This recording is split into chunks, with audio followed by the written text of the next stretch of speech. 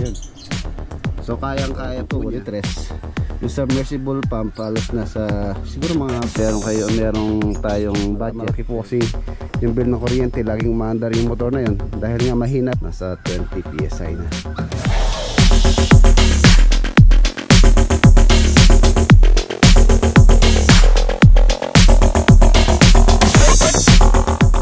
Yan halos sa header lang yung nilagyan nila ng hinihiwalay.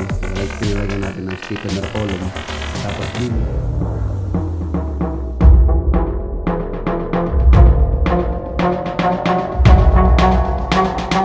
so anong tagulan, hindi ko alam kung hindi na ba ito ayaw mo siya ano ba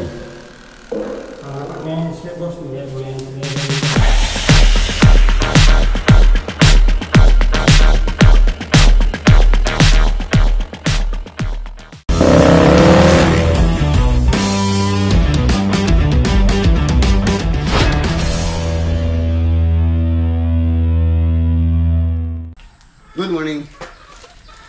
Yan, maraming salamat kay paring Bong dito sa pare, maraming salamat. Sombrero. RM. Ayun na, bali ngayong araw po tayo ng Lunes. Meron po tayong asikasuhin muna. Ito. Si Sinky. Papa-rehistro natin. Tapos bago yun, daan muna tayo dito sa Arayat Project. Kaya mga boss, update po tayo doon. Maraming salamat pare. Paring Bong Madrid, Pat Boys. Shout out din kay paring Bon. So, Arayat muna tayo. Ayan, kahapon Sunday nag-short ride kami nila parang Jimmy tsaka nila Architect. Ayan, palagay tayo. Tapos ito, Senki, di natin magamit dahil nga paso po yung kanyang rehistro. Para register muna natin to. So, tara.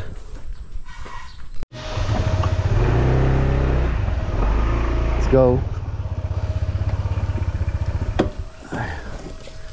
Ginagawa na yung dito sa harapan kanal.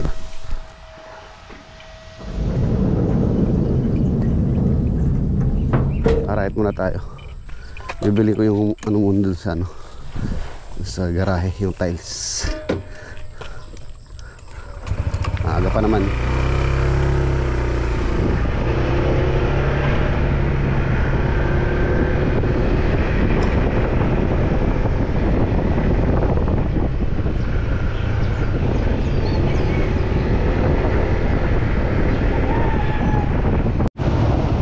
Grabe yung daan dito sa amin. Ay, yun lang. Shoutout sa DPWH. Tagal na po nito, halos sa isang taon na. Hindi pinapansin.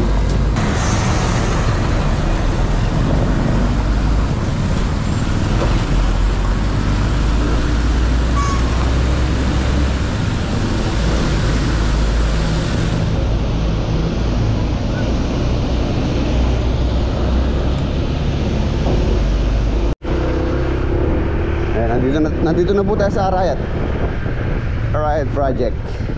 Update po tayo. Madulas ang kalsada.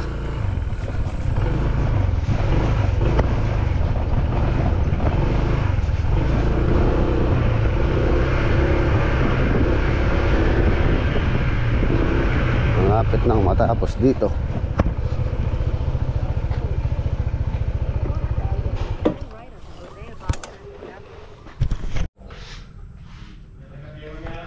Mga boss, malapit na. Siguro by this week patapos-tapos na po tayo dito. Halos sa labas na lang ginagawa nila. Yung tiles dito nabili ko na dito sa malapit lang dito sa garahe. Ayan.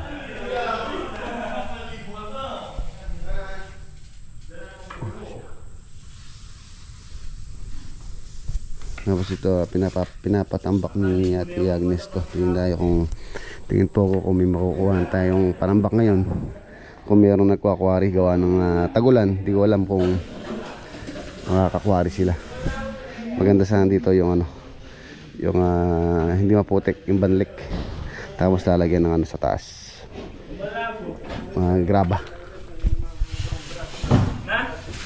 Dos,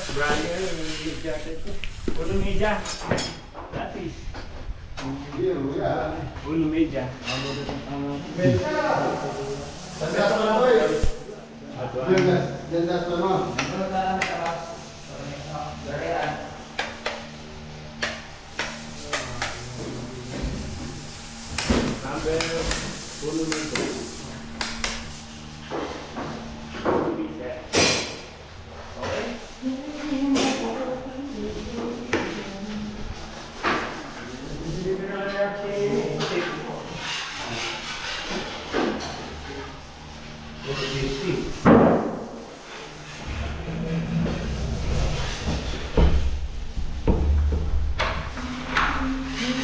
Sliding.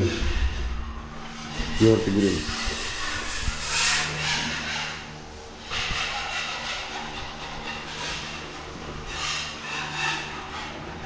Yung binili na rin tiles sa Wilcon.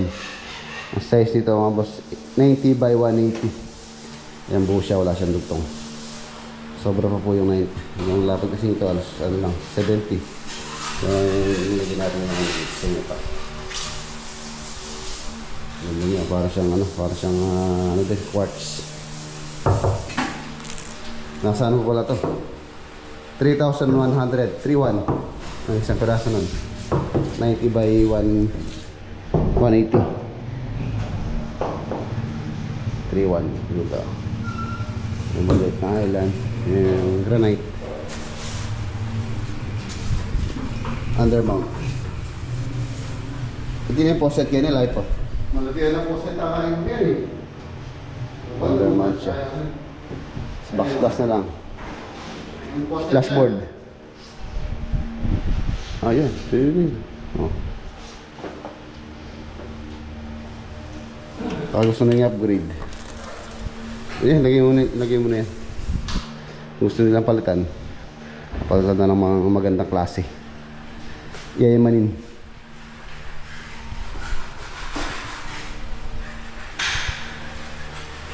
Atin yung soap dispenser.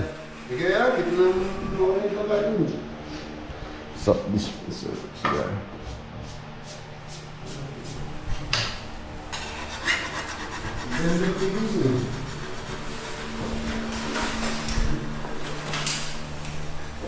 Tingnan mo baka nandiyan.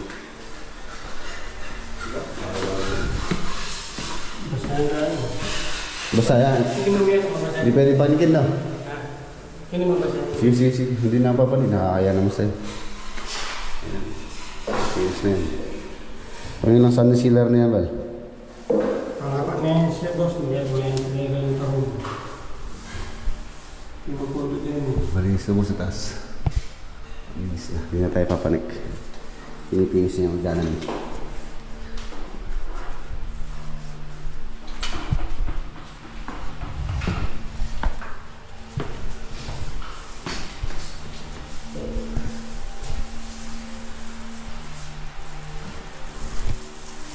Check cabinet.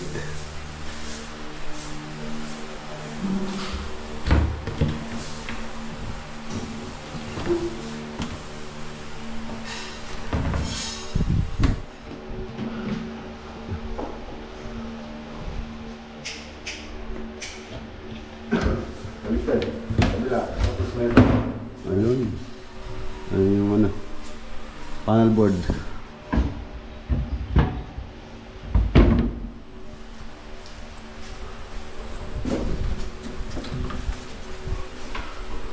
Parang ilaw natin dyan.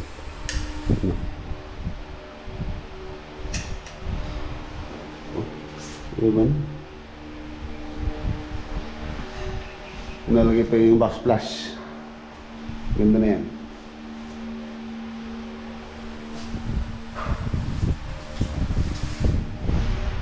Neon. Neon light po ito. Yung mga nagtatanong, hindi po strip light yan.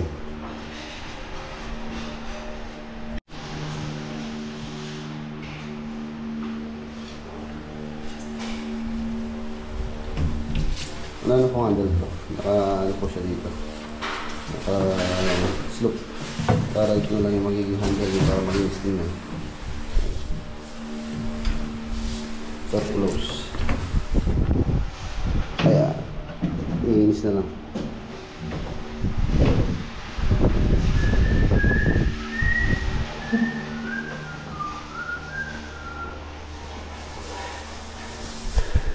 So ayan mga boss, okay na. Medyo tatanghalin tayo nito. Nahirap pa naman sa LTO pagka ano, haba pila. Tara, tutuloy natin mamaya yung vlog natin. Umaga tayo matatapos. Ayan, patapos na.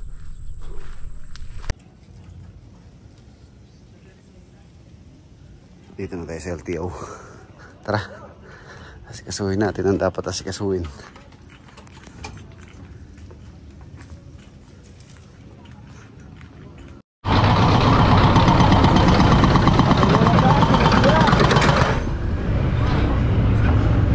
Ayan, yun po yung example. Ngayon yung matino. Ayun, sinisira.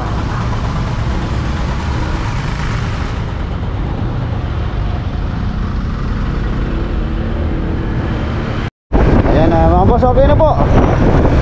Okay na yung ating lakad ngayon. Napa-registro na natin si Senji. So ang gamit natin si ADB. Tayo sa San Simon project. Ayan, update po tayo.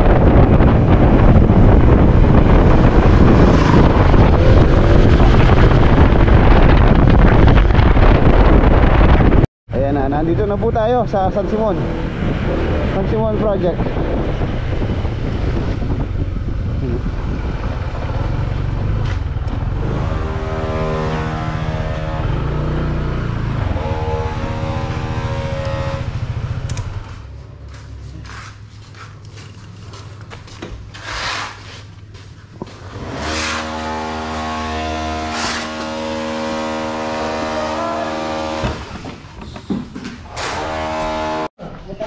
Boss, merienda. Sakto, break time. Koji bar. Biasa manisig yung silin eh. Biasa yung botong. Boss, take your merienda. Koji bar.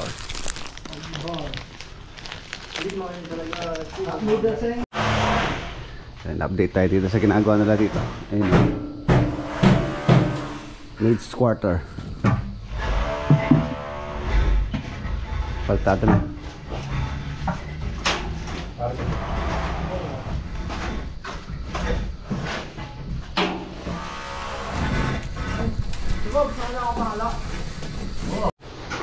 Pwede na pong bubungan to. Pwede na tayo magbubong. Para kahit umulan, makakagawa sila dito sa loob. Maliit lang naman po ito. Tapos dito sa kitchen extension, ayan na balik na rin yung kisame. Ayan. Parang walang nangyari. Halos yun, matibay na po siya. Tumaas pa ngayon yung beam na nilagay namin doon. Dati po walang beam yan. Halos sa header lang yung nilagay nila. Niligyan nila ng isang perasong bakal doon. Tapos yun, hollow blocks lang. So yun nga yung nalalaglag. So ngayon, hindi na po malalaglag yan. Biga na siya. Tapos yung pinto niya dito, pinagiba ko yung wall dito na humihiwalay. Pinilagyan natin ng stiffener column. Tapos beam sa header. Tapos papatungan pa siguro ng 2 patong. Tapos beam ulit para matibay. I-re-reinstall lang naman yung pintuan dyan. Okay na yun. Tapos yung pinakabubong pa rito pala, yung binaklas. Babalik lang yung binaklas dyan. Kisame. Okay na. Tapos sa loob, meron po tayong babaguhin dito. Nakalak. Doon tayo dumaan sa kabila. Yung CR po dito sa loob.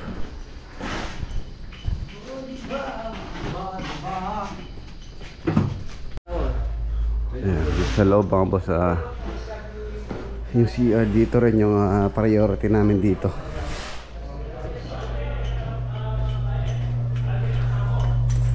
Ayan, dito. Ito, babaguhin po ito. Ang gusto kasi ni Kuya Kyle, ano siya, tawag dito, multipoint. Yung linya ng dating gumawa rito mukhang complicated or komplikado. Pero halos sa magkakalayo. Dapat dito lang po yan. Siya na to. Ayun yung dalawa. So hindi namin alam paano kung pasalugin yan. So babaguhin po namin to. Sigurado babakalasin po yung tiles ito dahil nga i-repipe. Babaguhin yung water line. Bakalasin itong water closet na to. Tanggal muna natin to. If ever na wala tayong makita ng ganitong tiles, so baka ito natin kung mababago itong tiles. Napakalasin po kasi itong linya na to, halos hanggang dito. Tapos itong kanyang shower, nakakatuwa rin na yung gumawa, napakababa. Ayun lang yung shower niya. Ano na po yan, maximum na yung adjustment niya. O kung magsha-shower ka, halos nasa ulo mo na itong shower head. Ang standard height po kasi dito mga boss, dapat at least mga 2 meters itong shower head. So ito, at least itong kanyang shower bulb nasa 1 meter. Ayan, dapat dito pa yan. Ayan, napakababa niya. So hindi po tama yung piping niya. Napakababa, tingnan nyo. Kung shower ako, halos nasa ulo ko na yung shower. Siguro sa tansya ko yung height ng shower na to, nasa lang to, nasa 1.7, mga ganyan. Halos wala man 6 feet, at least dapat mga 2 meters po yan, maximum adjustment niya. Pwede naman po sing babayan, ito yung kanyang babaan. Ito dapat at least mga 1 meter yan, ganyan taas. Mali po ito pagkalagay nito. Kailangan din talagang baguhin.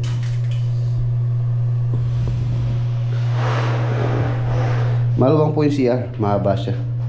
Maluwang din yung kanyang shower area. Ayan, siguro sa tansya ko ito nasa ano to, 1, 2, 3, 4. 1, 2, 3, 4, 5. Nasa 3.2 meters, more or less. Yan.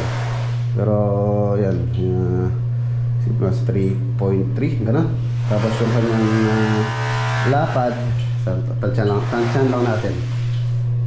1, 2, at least nasa 140, 1.4 ang lapad niya. Maluwang po CR. Tsaka itong sa master bedroom, baguhin din namin yun. Nakalock po ito dito, di pa rin tapos yung tiles. So baka baguhin na rin namin yung tiles niyan.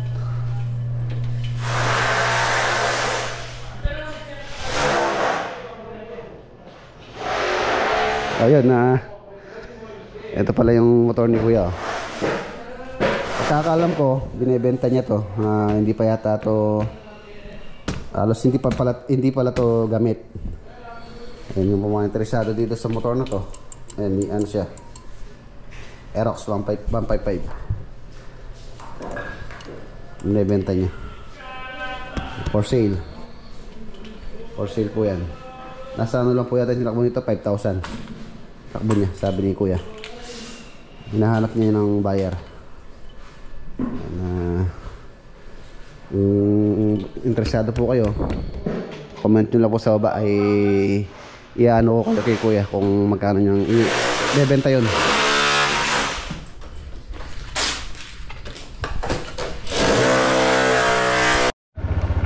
Well, mala na rin po ito. May mga basta iwan na natin sila para hindi rin tayo ubutan ng ulan. So, let's go. Makalimlim na naman. Lagi na lang umuulan.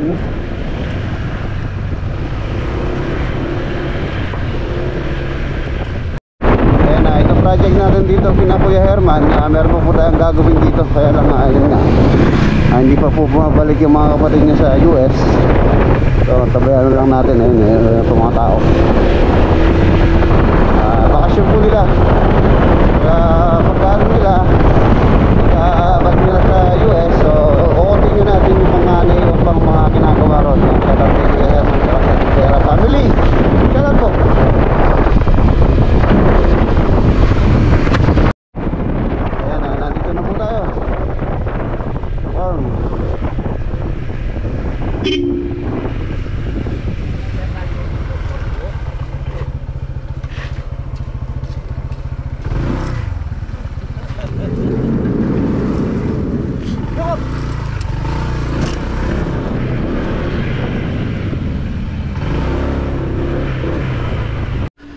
Ayan mga boss, update lang tayo dito sa ginagawang deep well.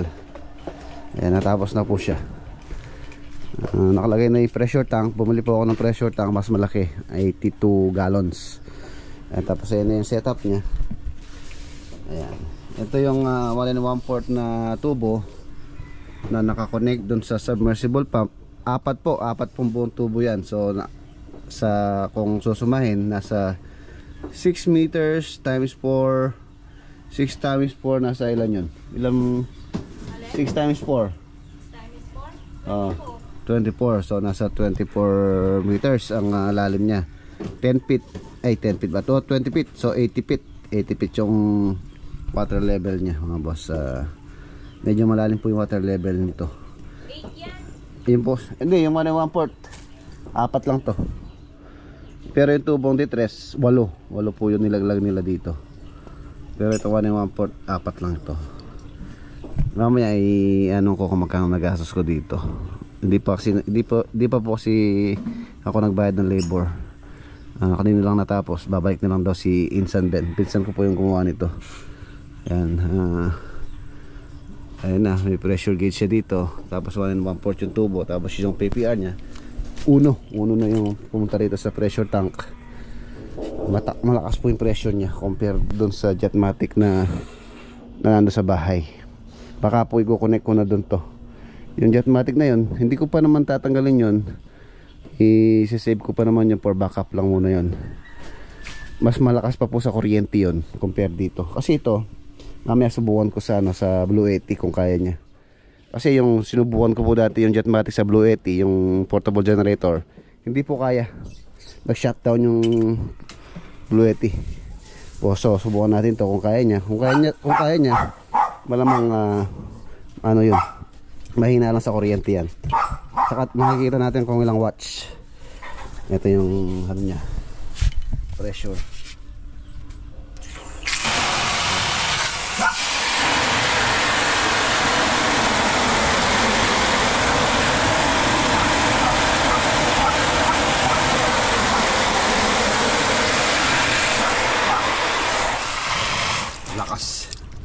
Ang lakas ng pressure mga boss. Dito natin sa kabila.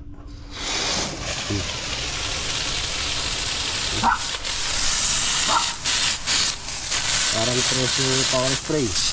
Kalakas. Tapos sa kagandahan nito, malakas po siyang kumarga. So pag malakas kumarga, siyempre mas less yung andar niya. Ayan, nasubukan naman natin sa Blue 80. Malalaman po natin kung ilang watts yan. Kunin ko lang. Ayan. Ito po ang Blue 80. Sa mga bago dito sa Blue 80, ang Blue 80 na to is 1,800 watts. Ayan. So 1,800 watts ang kaya niyang pandarin. So sinubukan ko yung Jetmatic, hindi po niya kaya. So lampas siya ng 1,800 watts. Nasa 1.5 horsepower po siyon. Tulad dito 1.5 horsepower din po yan. Pero sa konsumo sa kuryente, malalaman natin kung alin yung malakas, yung Jetmatic or yung Jetmatic or yung submersible pump. Iano ko lang, bababaan ko lang yung pressure niya para magkarga. Hindi po siya andar yan, meron na siyang pressure switch. Kailangan natin babaan ang pressure para mag-trigger ng pressure switch. Siguro nasa 20 PSI. Under na po yan. Ayan, subukan na natin. Sasa natin on. Sa AC. Yun. Ayun, oh. Halos nasa pinumandar na.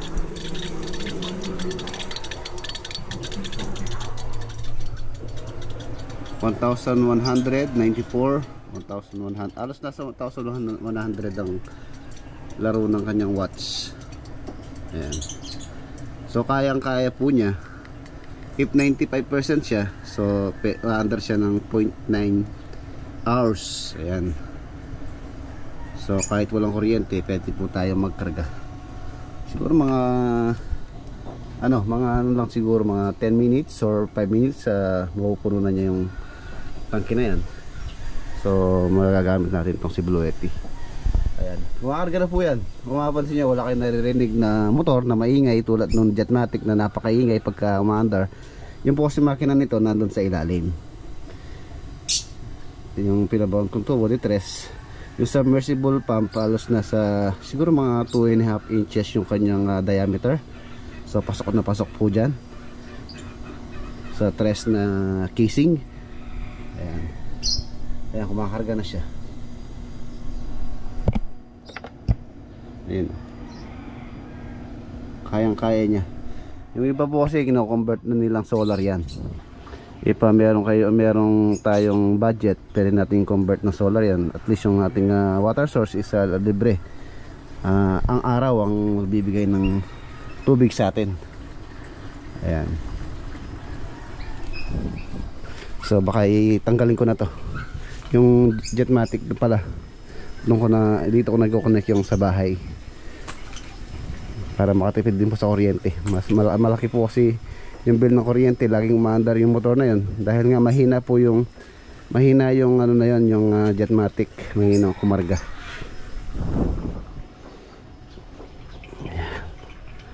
Ayan o, nasa 20 PSI na. Nakaset lang po ito 40, pero yung presyo niya talaga napakalakas compare dun sa malit na tangke. 82 gallons po ito.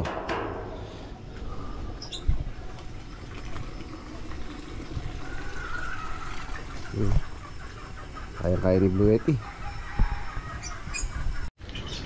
Ayan na, wala pa rin si San Ben, so baka hindi po siya makapunta ngayon. Pero yung pong gastos ko rito, yung pagdidrillin lolo, pagbabaon ng tubo, pagbabaon, ang isang peraso pong tubo dito, ang usapan namin is 4,500 isang peraso. Bali 8 yan. So times natin sa 4,500. Ayan, magkano yun? I-multiply natin para makita po nyo yung gastos ko. So may calculator natin, may wagang calculator. Ayun. Ayan, 4,500 times 8. Ay, flash. Times 8. 36,000.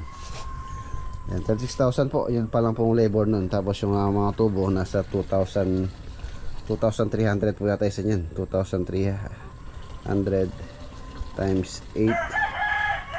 18,000 plus 36,000 sa 54,400 ang halos sa gastos po dyan.